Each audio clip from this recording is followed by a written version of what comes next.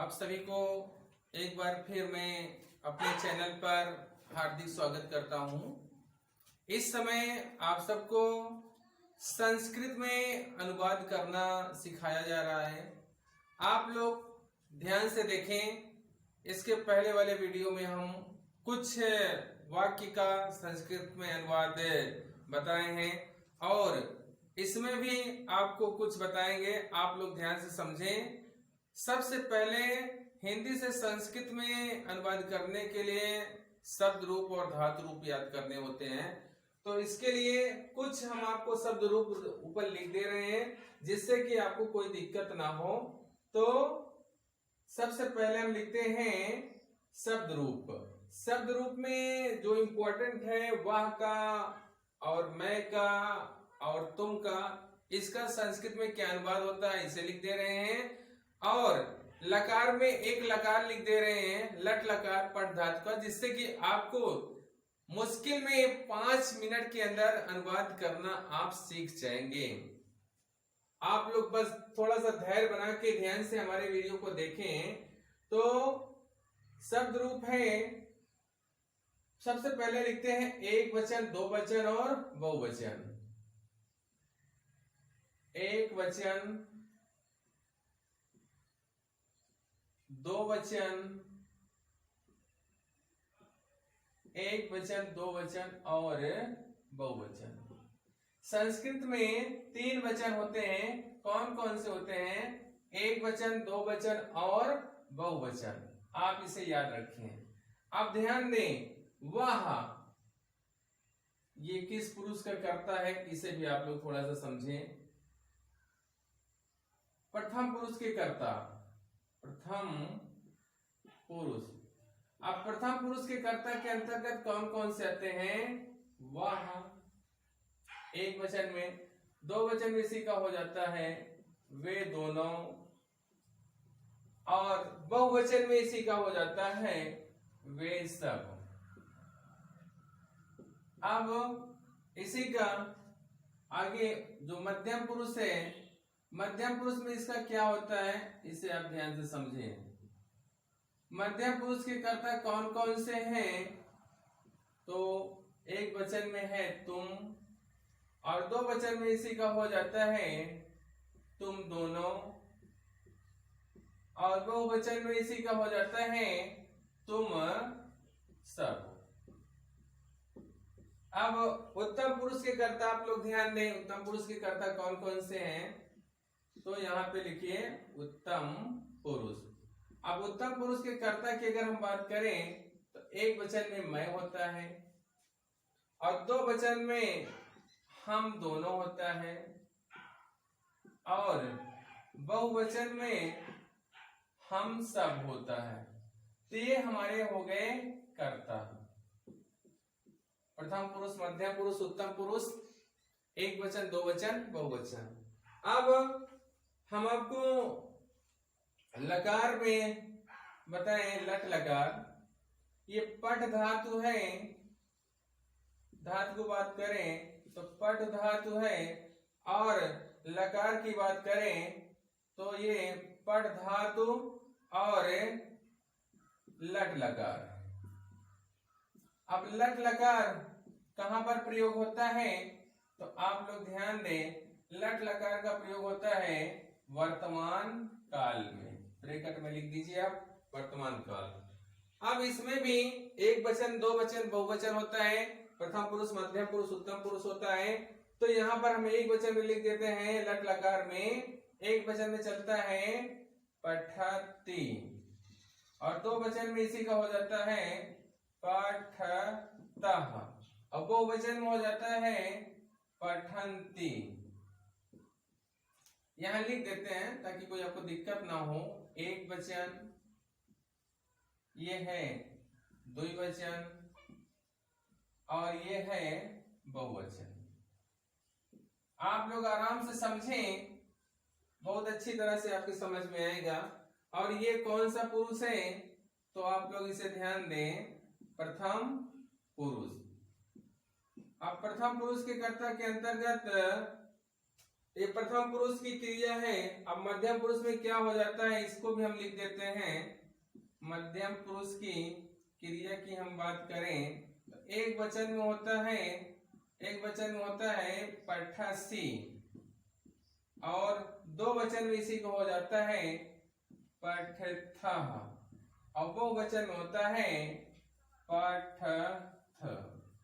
अब मध्यम पुरुष के बाद उत्तम पुरुष की क्रिया इसी की क्या हो जाएगी, इसको आप लोग ध्यान दें। उत्तम पुरुष में हो जाता है एक वचन में पठामि, और दो वचन में पठावः, और बहुवचन में पठामः। तो आप लोग ये जो शब्द रूप और धातु रूप बताए हैं इसको अच्छे से याद कर लें। अगर ये आपको याद हो गया तो समझ लीजिए कि आपको आधा अनुवाद आ गया। बस आपको थोड़ा सा दिमाग लगाना है। आपको हम कल कुछ अनुवाद बताए थे और उसी के आगे आज अनुवाद बताएंगे। तो आज का पहला वाक्य है, ध्यान दीजिए, पहला वाक्य है मैं किताब पढ़ता हूं। मैं किताब पढ़ता हूं। मैं किताब पढ़ता हूं, ये हमारा पहला वाक्य है। अब इसको हम ये देखेंगे कि हमारा वाक्य किस काल का है और इसमें कौन सा लकार लगेगा।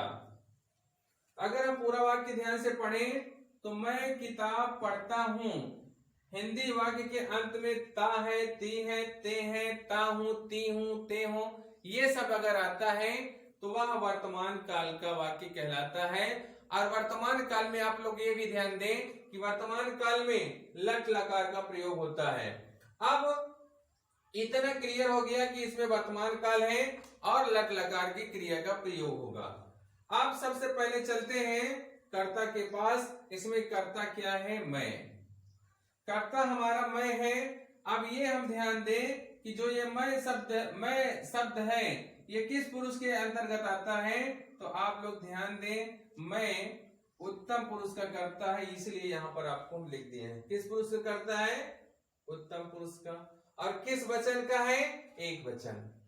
तो हमारा कर्ता यहां हम लिख दे रहे हैं, हमारा कर्ता प्रथम पुरुष, और वचन की बात करें तो एक वचन है। हमारा कर्ता, ये हमारा कर्ता है, हमारा कर्ता प्रथम पुरुष और एक वचन का है। ठीक, इतनी बात तो हमारे समझ में आ गई। और क्रिया क्या है, पढ़ना। क्रिया क्या है, ये क्रिया हमारी है पढ़ना। अब ये मान लेते हैं हमारी क्रिया हो गई, या इसी को मुख्य क्रिया भी कहते हैं।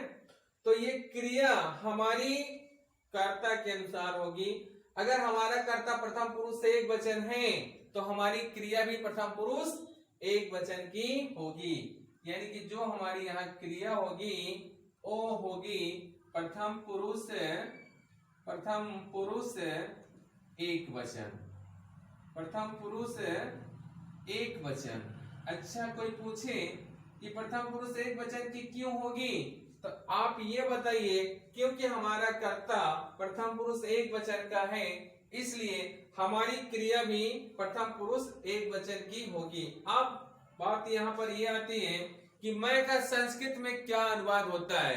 मैं का संस्कृत में क्या अनुवाद होता है, तो मैं का संस्कृत में होता है अहम।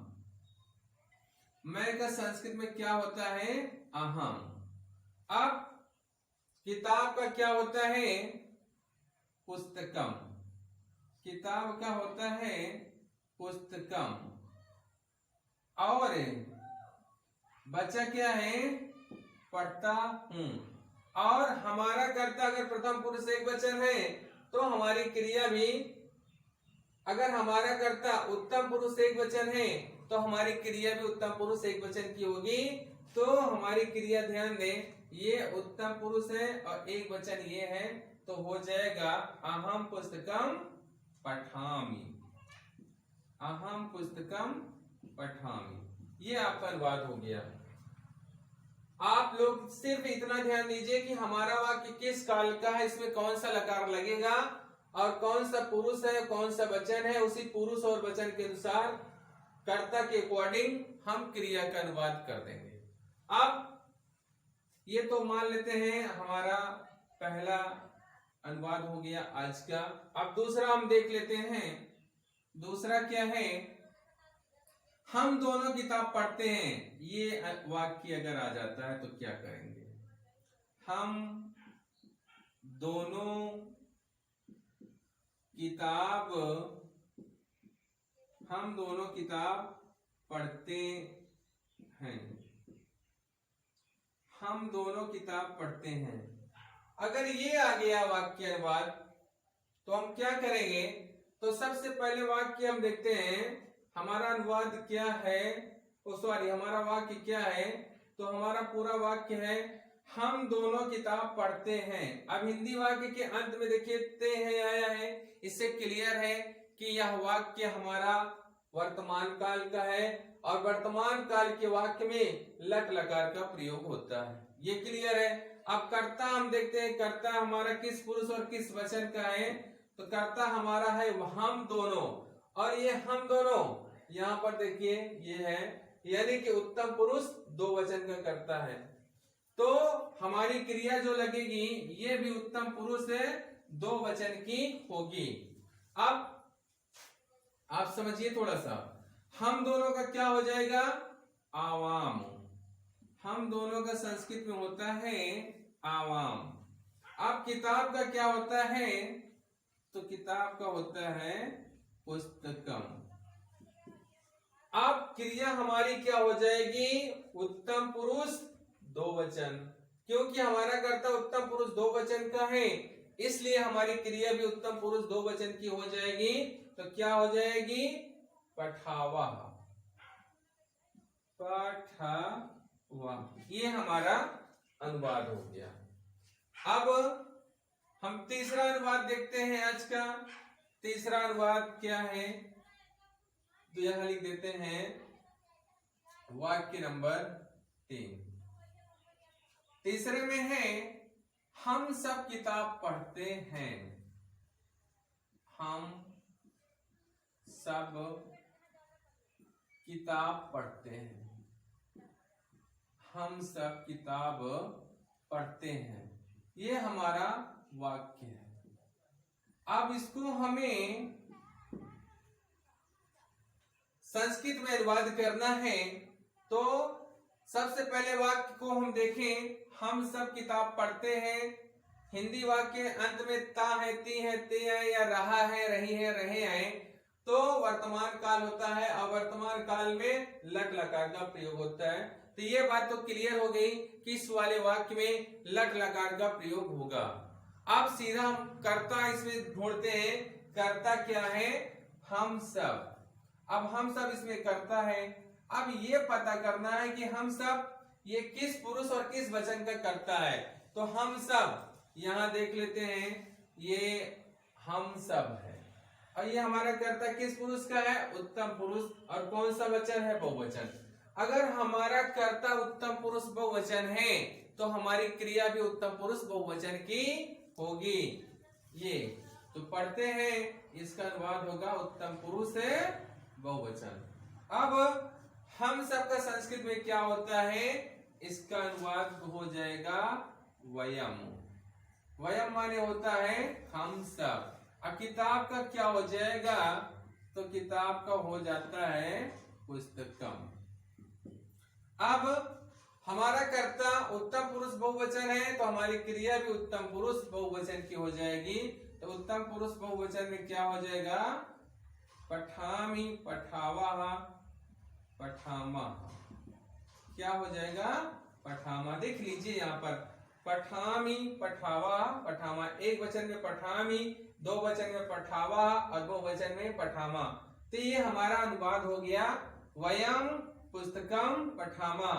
हम सब किताब पढ़ते हैं। और ध्यान दीजिए, अगर ये वाक्य है हम सब किताब पढ़ते हैं और यही अगर आ जाए, ध्यान दीजिए थोड़ा सा,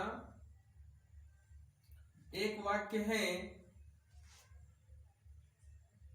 हम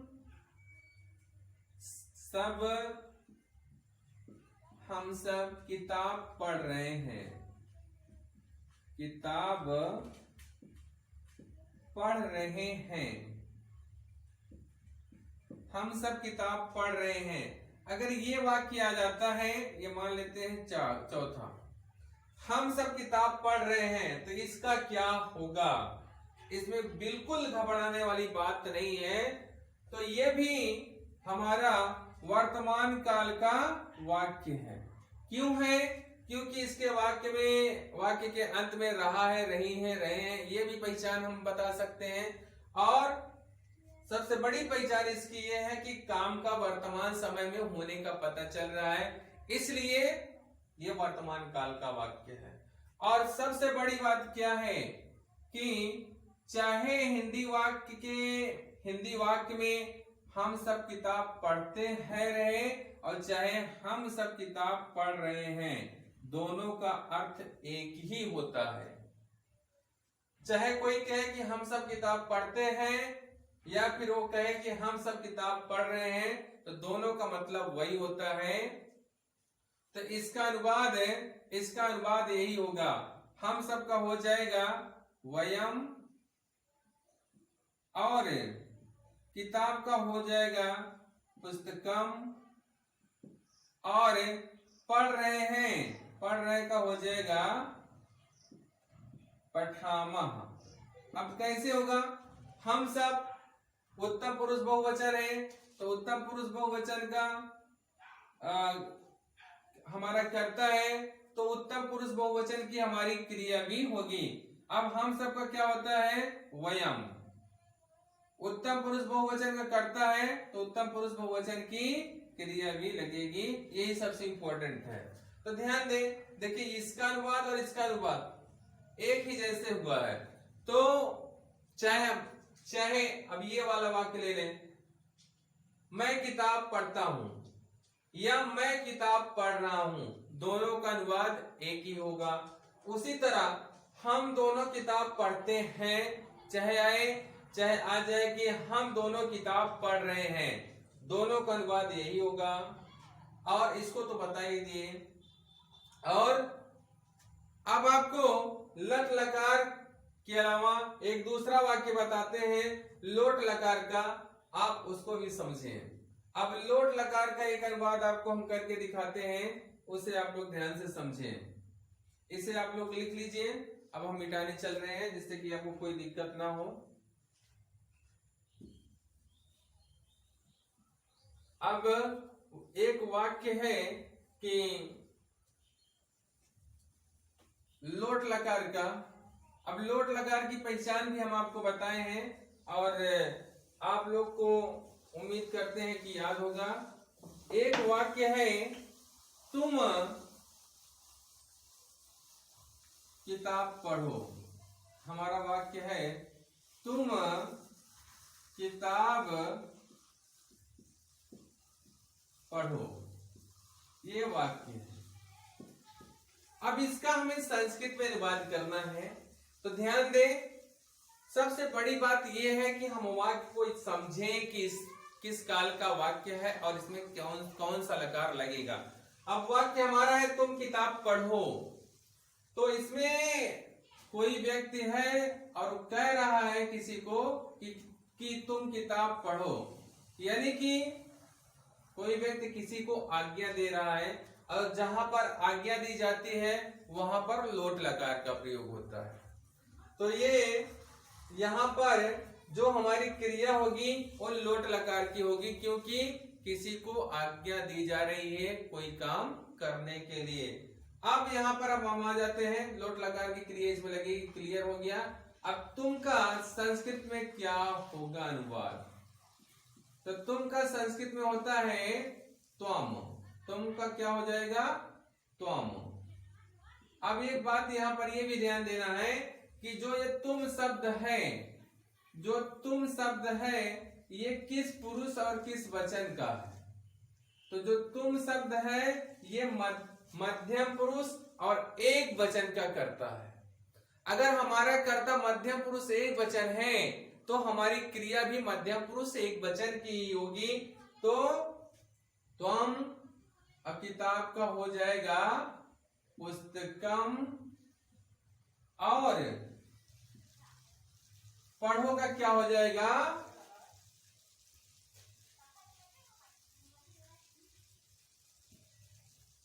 पठ। क्यों होगा? क्योंकि हमारा कर्ता मध्यम पुरुष एक वचन है तो हमारी क्रिया भी मध्यम पुरुष एक वचन की लगेगी, लेकिन किस लकार की? लोट लकार की। लोट लकार की क्रिया कैसे चलती है? पठतु पठताम पठन्तु, ये प्रथम पुरुष का है। पठ पठतम पठत मध्यम पुरुष है। पठानी पठाओ पठाम उत्तम पुरुष है। अब एक वाक्य और इसका हम बताते हैं आप सबको, जिससे कि आपको और आसान हो जाए अनुवाद सीखना। दूसरा हमारा वाक्य है तुम दोनों किताब पढ़ो। अब हमारा वाक्य है तुम दोनों किताब पढ़ो। अगर ये वाक्य आता है तो इसे आप लोग ध्यान दें, तुम दोनों किताब पढ़ो। कोई व्यक्ति है और वो कह रहा है कि तुम दोनों किताब पढ़ो, तो यहाँ पर भी आदेश दिया जा रहा है, तो यहाँ पर भी लोट लकार का प्रयोग होगा। ये क्लियर है। हमारी क्रिया जो होगी वो लोट लकार की होगी। अब कर्ता हमारा क्या है? तुम दोनों। अब हमारा कर्ता किस पुरुष और किस वचन का है? तुम दोनों। ये मध्यम पुरुष दो वचन है। अगर हमारा कर्ता मध्यम पुरुष दो वचन है तो हमारी क्रिया भी मध्यम पुरुष दो वचन की लगेगी, लेकिन किस लकार की? लोट लकार की। क्यों? क्योंकि यहाँ पर आज्ञा दी जा रही है किसी को कुछ काम करने के लिए। तो तुम दोनों का क्या हो जाएगा? युवाम। युवाम किताब का होता है पुस्तकम, और अब पढ़ो का क्या हो जाएगा? पठतम। ये दो अनुवाद हो गया। अब हम चलते हैं तीसरे अनुवाद के पास। तीसरा हमारा वाक्य है तुम सब किताब पढ़ो। तुम सब किताब पढ़ो। अगर हमारा वाक्य ये अगर आ जाता है तुम सब किताब पढ़ो, तो हम क्या अनुवाद इसका करेंगे? तो फिर यहाँ पर किसी को आज्ञा दी जा रही है किताब पढ़ने के लिए कहा जा रहा है, तो यहाँ पर भी लोट लकार की क्रिया लगेगी, क्योंकि आज्ञा के अर्थ में लोट लकार का ही प्रयोग किया जाता है। अब हम कर्ता हमारा क्या है? तुम सब। तुम सब ये किस पुरुष और किस वचन का कर्ता है? तो यहाँ आप लोग ध्यान दें, तुम सब मध्यम पुरुष बहुवचन का कर्ता है। अगर हमारा कर्ता मध्यम पुरुष बहुवचन का है तो हमारी क्रिया भी मध्यम पुरुष और बहुवचन की होगी, लेकिन किस लकार की? लोट लकार की, क्योंकि आज्ञा के अर्थ में लोट लकार का ही प्रयोग होता है। अब तुम सब का क्या हो जाएगा संस्कृत में? यूयम, और किताब का क्या हो जाएगा? पुस्तकम,